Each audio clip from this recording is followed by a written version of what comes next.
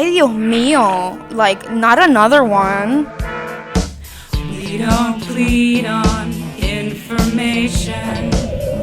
I've come to sue Bell Atlantic for engaging in anti-competitive practices. This ought to get rid of you.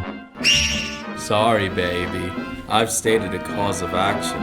Your silly motions have no effect. Pero, like, you can't possibly have any facts to support your pleadings.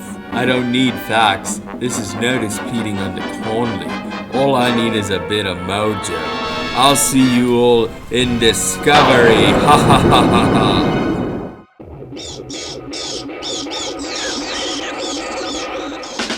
Scooby-Doo, where are you? We've got some claims to plead now. Scooby-Doo, where are you? We need some facts from you now. Scooby-Doo, where are you? We've got some claims to plead now. Scooby-Doo, where are you? We need some facts from you now. You know we got a new complaint, so Scooby, help us out and give us all your facts. Don't hold back. And Scooby-Doo, if you plead, well, you're gonna have yourself a Scooby snack. Damages. Scooby-Dooby-Doo, I see you. File timely and don't waver. And you can plead on time. You're on your way to a judgment in your favor.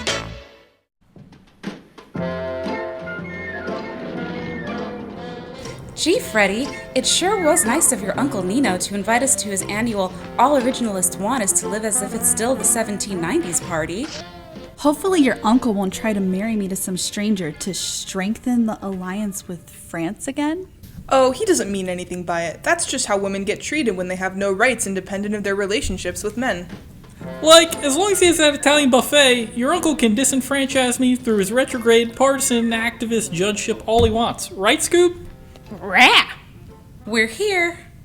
Hey, Uncle Nino, thanks for inviting us to your party.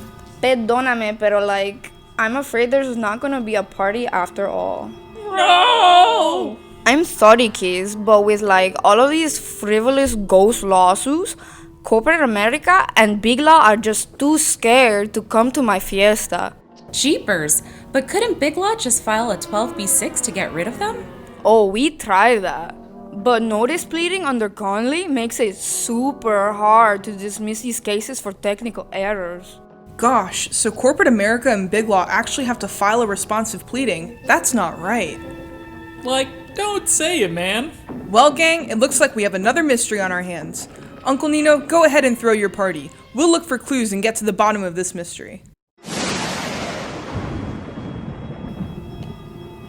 So, like, how the heck are we supposed to tell the frivolous complaints, apart from the meritorious ones, without even, like, a responsive pleading? Oh, that's easy. Only corporate defendants get hit with frivolous complaints. Right, Velma. It's usually Uncle Nino's job to protect these poor, innocent companies, but it looks like we'll have to help him on this one. Let's split up and look at the lower courts for clues. While the gang looks at lower court precedent, let's see if we can find the lower court's kitchen.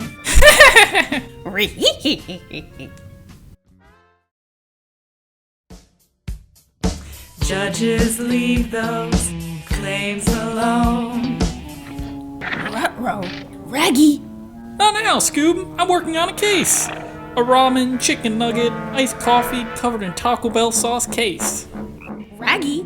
A wrong-roarious. Like, we're not heartless corporations preying on the American public in a vain pursuit of diminishing profits, Scoob. Why would we be sued? Because you're running a monopoly, mate. Zoinks! Run, Scooby-Doo!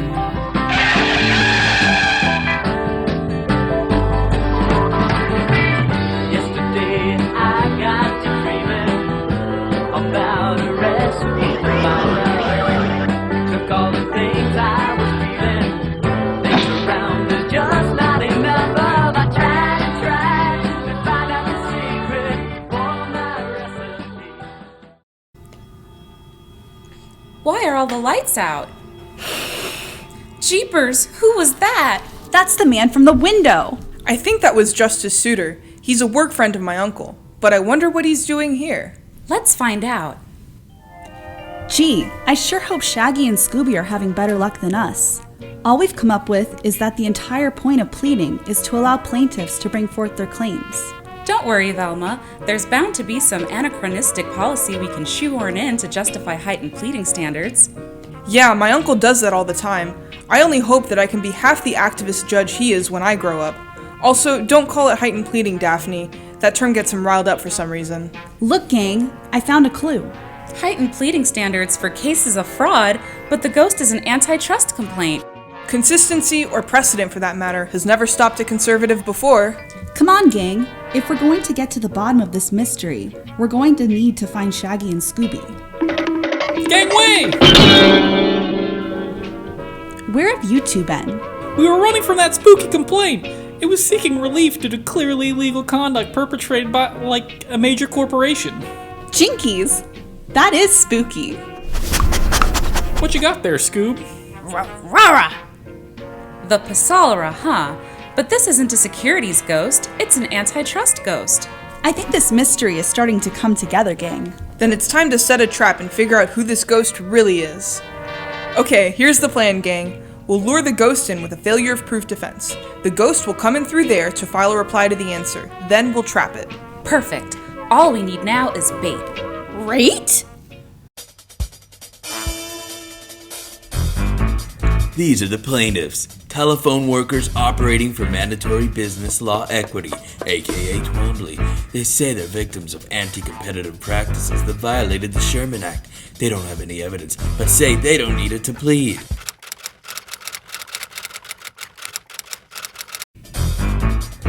This is the defendant, Bell Atlantic. They say that the plaintiff's evidence of parallel conduct is not consistent with conspiracy, so the plaintiff's case should be thrown out without even filing an answer.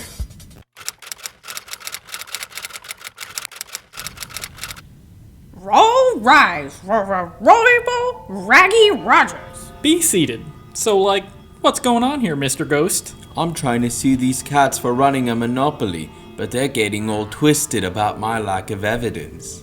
So you don't, have any evidence? I don't need any, baby. This is notice pleading under Conley. Liar. Order, man.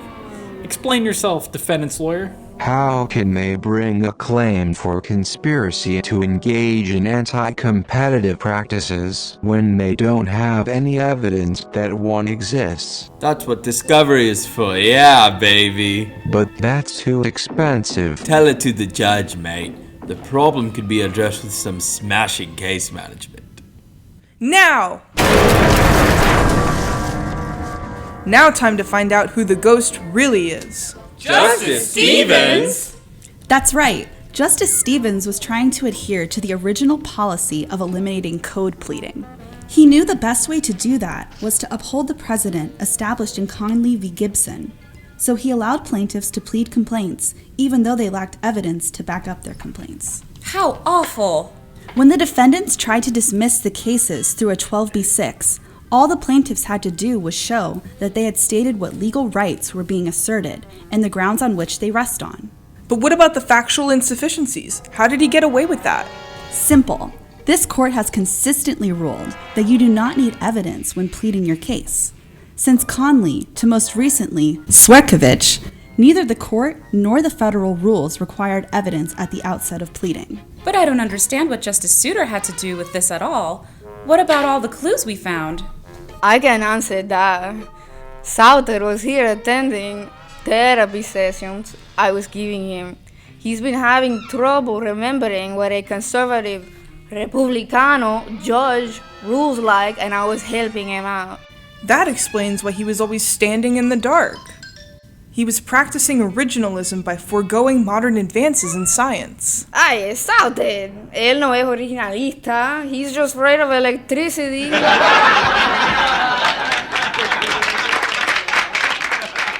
So, you don't ever need evidence, huh? Not quite, Shaggy. The defendant could always get the case dismissed if they demonstrated that no set of facts could establish that the plaintiff is entitled to relief. And after at least some discovery, the defendant could get a favorable judgment if they showed that there was no genuine dispute of material fact from which a jury could find for the plaintiff. Ay, Dios mío, he's hopeless. So these poor corporations and governmental entities can be sued just for breaking the law and harming someone? Not necessarily. The clues we found showed that we can keep certain cases out of court through the heightened pleading. I mean, by retiring the language from Conley v. Gibson. If you impose a requirement that the pleading contains sufficient, non-conclusory facts, which must be plausible, you can turn notice pleading into definitely not heightened fact pleading. Roughs like the Aurora. Cállate, Scooby-Doo. Great job, kids. To think that this poor company would have had its monopoly threatened by these study decisis, that the U.S. government can be held accountable to its citizens. And I would have gotten away with it, too, if it weren't for you meddling kids and your dumb dog. Ruby.